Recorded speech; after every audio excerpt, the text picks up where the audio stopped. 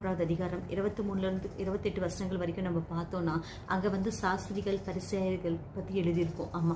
இவங்க எல்லாருமே என்ன செய்றாங்கன்னா, அவங்க கிட்ட இருக்கிறது எல்லாத்தையுமே தசம்பாகத்த குடுக்குறாங்க. கர்த்தர்கிட்ட போய் தினைக்குமே போய் அந்த தூபம் போடுறாங்க.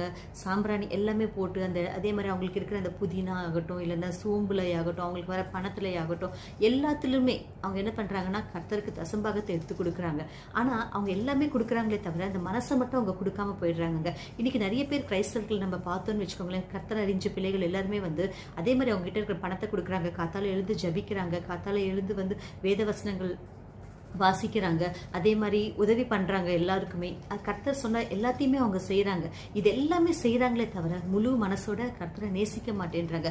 இந்த நேசிக்காம இருக்கிறதுனால தான் பாருங்க, அவங்க வாழ்க்கைக்குள்ள ஏதோ ஒரு விதமான பிரச்சனைகள், ஏதோ ஒரு விதமான அவங்க வந்து சந்திக்க வேண்டியதா இருக்கு. ஏன்னா சாத்தான் வந்து இந்த உலகத்துல வந்து சிங்கம் போல யாரை விழுங்கலாமான்னு சொல்லிட்டு அதை சுத்திக்கிட்டே இருக்குமா.